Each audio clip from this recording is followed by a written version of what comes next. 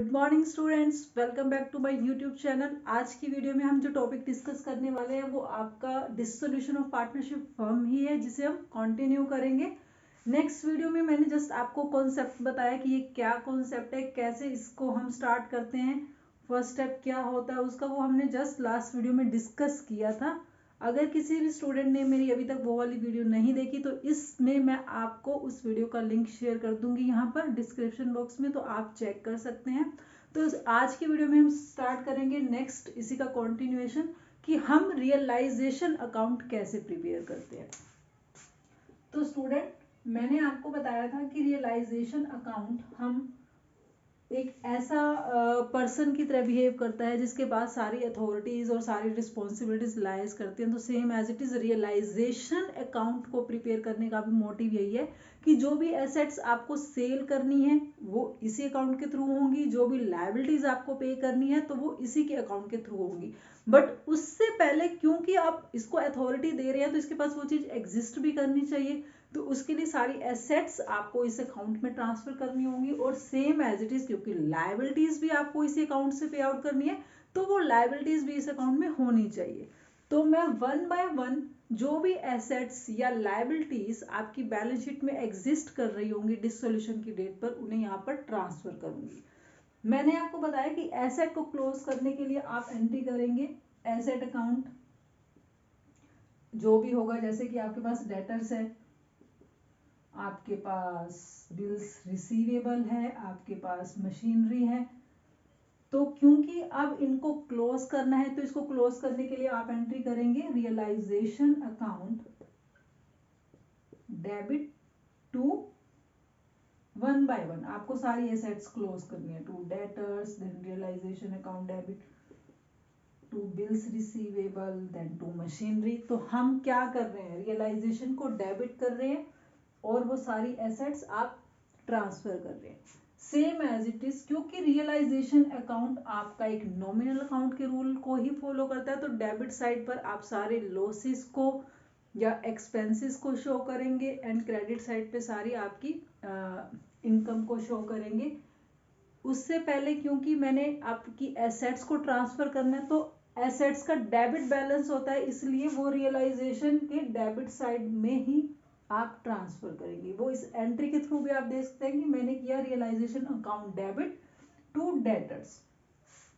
देखो अल्टीमेटली जो इफेक्ट जाएगा, क्योंकि एसेट्स का डेबिट बैलेंस होता है और मैं एसेट्स को क्लोज कर रही हूँ, लेकिन जिस अकाउंट में मैं ट्रांसफर करके क्लोज कर रही हूँ तो उस एसेट को, उस अकाउंट को मैं डेबिट कर रही हूँ। तो मैंने एंट्री की realisation account debit to debtors. तो इट मीन्स जो भी एसेट्स आपकी बैलेंस शीट पर एग्जिस्ट होंगी उस डेट पर वो सारी आप रियलाइजेशन के डेबिट साइड में ट्रांसफर करेंगे, जैसे to debtors, to stock, to bills receivable, to other fix assets, जो भी आपको गिवन हो वो आपने सारी एसेट्स यहाँ पर ट्रांसफर कर दी। आप कैश या बैंक को यहाँ पर ट्रांसफर नहीं करेंगे क्योंकि वो ऑलरेडी लिक्विडिटी फॉर्म में है, कैश की फॉर्म में। अब उनको कहीं आपको सेल नहीं करना या उनके अगेंस्ट किसी से कोई अमाउंट नहीं रिसीव होना, already that in cash form. अब बात आती है लायबिलिटीज की। अब लायबिलिटीज में आपके जैसे कि आपको क्रेडिटर्स गिवन है, आपको बिल्स पेबल गिवन है, अदर लायबिलिटीज ट्रेड पेबल्स भी हो सकते हैं आपके, तो बैंक लोन हो सकता है आपका। तो इस टाइप से आप अपनी लायबिलिटीज को ट्रांसफर करेंगे क्रेडिट साइड पे बाय क्रेडिटर्स, क्योंकि इनको क्लोज करने के लिए लायबिलिटीज क्रेडिट बैलेंस को मेंटेन करती हैं। तो जब आप रियलाइजेशन में ट्रांसफर करेंगे तो आप एंट्री करेंगे creditors account debit to realisation. तो जब मैं रियलाइजेशन अकाउंट में ट्रांसफर करूंगी तो क्योंकि रियलाइजेशन को क्रेडिट किया, इट मीन्स वो सारी लायबिलिटीज क्रेडिट साइड पे आपके ट्रांसफर होंगी। आपने किया by bills payable, by bank loan. तो इस टाइप से जो भी आउटसाइड लायबिलिटीज आपको गिवन होंगी वो लायबिलिटीज आप रियलाइजेशन अकाउंट में ट्रांसफर करेंगे। स्टूडेंट्स, फिर से मैं इस पॉइंट को रिपीट कर रही हूँ कि जो थर्ड पार्टी लायबिलिटीज होंगी या फिर जो आउटसाइड लायबिलिटीज हैं वो लायबिलिटीज ही ओनली आप रियलाइजेशन अकाउंट में ट्रांसफर करेंगे। पार्टनर से रिलेटेड कोई भी लायबिलिटी है तो वो इस अकाउंट में ट्रांसफर नहीं होगी, क्योंकि पार्टनर की लायबिलिटी तो हमें एट द एंड पे करनी ही है, वो हम लास्ट में पे करते हैं, इसलिए रियलाइजेशन अकाउंट में हम इसको ट्रांसफर नहीं करते, उनका सेपरेट ट्रीटमेंट होता है। तो रियलाइजेशन अकाउंट में वो लायबिलिटीज जाती हैं आपकी जो आउटसाइड लायबिलिटीज होंगी, उनको आप ट्रांसफर करेंगे। सेकेंड स्टेप, अगर आप देखेंगे कि समटाइम्स आपको लायबिलिटी साइड पर, बैलेंस शीट की लायबिलिटी साइड पर आपको कुछ रिजर्व्स गिवन होते हैं, जैसे जनरल रिजर्व हो गया, रिजर्व फंड हो गया, employment provident fund, employment EPF. अगर आपको रिजर्व फंड गिवन है तो that is not a outside liability, क्योंकि वो रिजर्व तो आपने अपने प्रॉफिट में से क्रिएट किए हैं, उनके अगेंस्ट किसी को कोई लायबिलिटी आपको पे नहीं करनी है, तो वो रिजर्व आप ट्रांसफर नहीं करेंगे रियलाइजेशन अकाउंट में। बट इन केस आपको EPF means employ provident fund given है, तो वो आपके एम्प्लॉयज के अगेंस्ट आपकी लायबिलिटी है, वो आप यहाँ पर ट्रांसफर करेंगे बाय एम्प्लॉयज प्रोविडेंट फंड। फिर आपको समटाइम्स एक्यूमुलेटेड प्रॉफिट या लॉसेस के बैलेंसेस भी गिवन होंगे बैलेंस शीट में। For example profit and loss का क्रेडिट बैलेंस वो गिवन होगा। डेबिट साइड पे भी ये बैलेंस हो सकता है प्रॉफिट एंड लॉस का डेबिट बैलेंस, या फिर एडवर्टाइजमेंट सस्पेंस अकाउंट जो हमने ऑलरेडी भी पढ़े हैं लास्ट चैप्टर्स में कि आपको कुछ फिक्टिशियस एसेट्स के बैलेंसेस या फिर कुछ एक्यूमुलेटेड प्रॉफिट एंड लॉसेस के बैलेंस शीट में गिवन हो सकते हैं, तो वो वाले बैलेंसेस भी आपको रियलाइजेशन अकाउंट में ट्रांसफर नहीं करने हैं, क्योंकि हमने पहले ही ये तो पैटर्न स्टडी कर लिया है कि अगर कोई रिजर्व एग्जिस्ट करता है, प्रॉफिट एंड लॉस का क्रेडिट बैलेंस एग्जिस्ट करता है, या फिर प्रॉफिट एंड लॉस का डेबिट बैलेंस, एक्यूमुलेटेड एक्सपेंसेस का बैलेंस होता है, तो वो आप पार्टनर्स के कैपिटल अकाउंट में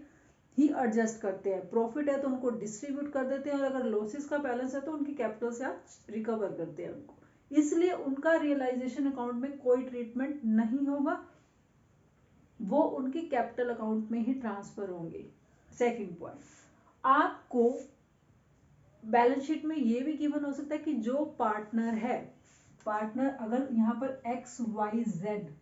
3 पार्टनर्स हैं और मुझे यहाँ पर लायबिलिटी साइड पे गिवन है X लोन, मीन्स आपने X पार्टनर से लोन लिया हुआ है, लायबिलिटी साइड पे तो फर्म की लायबिलिटी है उस लोन को रीपे करना, तो यहाँ पर पार्टनर का लोन अगर गिवन है, मैंने पहले ही बताया आपको पार्टनर का लोन एक इनसाइड लायबिलिटी है जो आपको एट द एंड जितना भी आपके पास फंड बचेगा आउटसाइडर्स को पे करने के बाद, उसमें से आप पार्टनर्स की लायबिलिटी को पे आउट करेंगे, तो पार्टनर की लायबिलिटी को आप रियलाइजेशन अकाउंट में ट्रांसफर नहीं करेंगे। मे बी आपको यहां पर डेबिट साइड पे गिवन हो वाइज लोन, अब इट मीन्स कि आप फर्म ने वाई को लोन दिया हुआ है, तो अब आपको वाई से लोन वापस लेना है, क्योंकि जब फर्म क्लोज करनी है तो जिससे भी जो अमाउंट आपको लेना है या जिसको जो अमाउंट पे करना है वो आप सारी ट्रांजेक्शन्स करेंगे,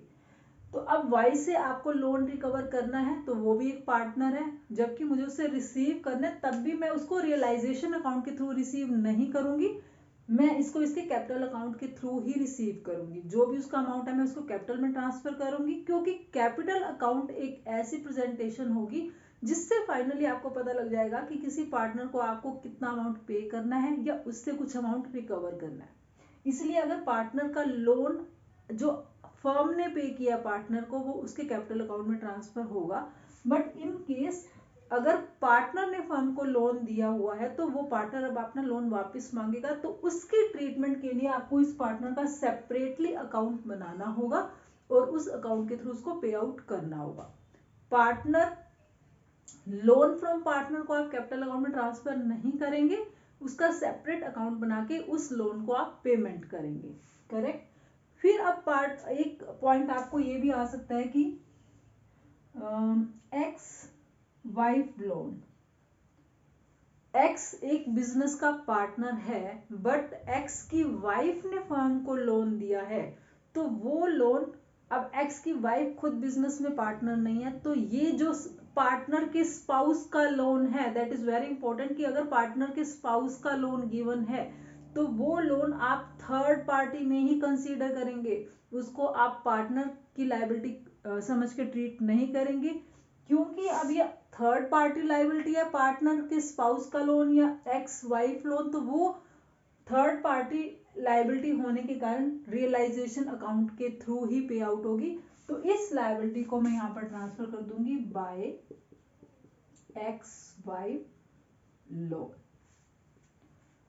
तो ये कुछ ऐसे पॉइंट थे जो समटाइम्स हमारे लिए डाउट क्रिएट कर सकते थे, जिसको मैं वन बाय वन यहाँ पर क्लियर कर रही हूँ।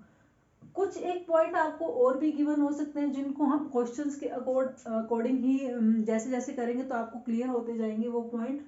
अब बात करते हैं कि समटाइम्स आपने पहले भी सीखा है कि कुछ एक रिजर्व आपके ऐसे होंगे जिनको आप किसी एसेट के अगेंस्ट क्रिएट करते हैं। इसका one and the most important example that is investment fluctuation fund. Students, मैंने आपको बताया कि अगर आपको सिंपली कोई रिजर्व का बैलेंस शीट में गिवन है तो वो रिजर्व आप रियलाइजेशन अकाउंट में ट्रांसफर नहीं करेंगे, बट अगर कोई रिजर्व एसेट के अगेंस्ट आपने क्रिएट किया हो, जैसे मुझे यहाँ पर बैलेंस शीट में इन्वेस्टमेंट गिवन थी और यहाँ पर इन्वेस्टमेंट फ्लक्चुएशन फंड भी क्रिएट किया है हमने, तो अब उसका अकाउंटिंग ट्रीटमेंट आप कैसे करेंगे। अब ये वाला रिजर्व जो है आपको यहाँ पर ट्रांसफर करना होगा, क्योंकि एसेट अगर आप ट्रांसफर कर रहे हो तो उस एसेट के अगेंस्ट ही आपने रिजर्व क्रिएट किया है, तो वो रिजर्व आप यहाँ पर ट्रांसफर करेंगे। तो आप यहाँ पर लिखेंगे बाय इन्वेस्टमेंट फ्लक्चुएशन फंड और रिजर्व। नेक्स्ट पॉइंट, समटाइम्स आपको डेटर्स के अगेंस्ट कुछ प्रोविजन भी क्रिएट करके गिवन हो, जैसे ये डेटर्स हैं, less provision for doubtful debts अगर आपका बैलेंस शीट में गिवन है, तो मैंने आपको पहले बताया कि आप किसी एसेट के अगेंस्ट कोई प्रोविजन क्रिएट करते हैं तो वो एसेट अगर रियलाइजेशन में जाएगी तो उसका वो प्रोविजन भी रियलाइजेशन में जाएगा या रिजर्व भी रियलाइजेशन में जाएगा। अब डेटर्स हैं, डेटर्स आप रियलाइजेशन अकाउंट में ट्रांसफर करेंगे तो उससे रिलेटेड जो आपने प्रोविजन क्रिएट किया हुआ है वो प्रोविजन भी आपका रियलाइजेशन में जाएगा by provision for doubtful debts. इस टाइप से आप अपना प्रोविजन भी ट्रांसफर करेंगे। अब मैंने सारी एसेट सारी लाइबिलिटीज को ट्रांसफर कर दिया रियलाइजेशन अकाउंट में। अब बात आती है कि मैं इनको रियलाइज कैसे करूंगी, मीन्स सेल कैसे करूंगी। तो अब आपको क्वेश्चन में स्पेसिफाई होगा कि कौन कौन सी एसेट्स को आपने सेल किया है और कौन कौन की लाइबिलिटी को आपने पे किया है। इससे रिलेटेड मैं आपको यहाँ पर एक पॉइंट जो इम्पोर्टेंट है वो डिस्कस कर देती हूँ, बाकी जो पॉइंट रह जाएगा हम, क्योंकि वीडियो काफ़ी लंबी हो जाएगी तो समटाइम्स आप इसको अच्छे से जो है स्टडी नहीं कर पाएंगे। तो जितना भी मैं आपको इस वीडियो में बता रही हूँ आप फर्स्ट उसको क्लियर कीजिए अच्छे से, क्योंकि नेक्स्ट स्टेप में हम नेक्स्ट इससे रिलेटेड टॉपिक डिस्कस करेंगे।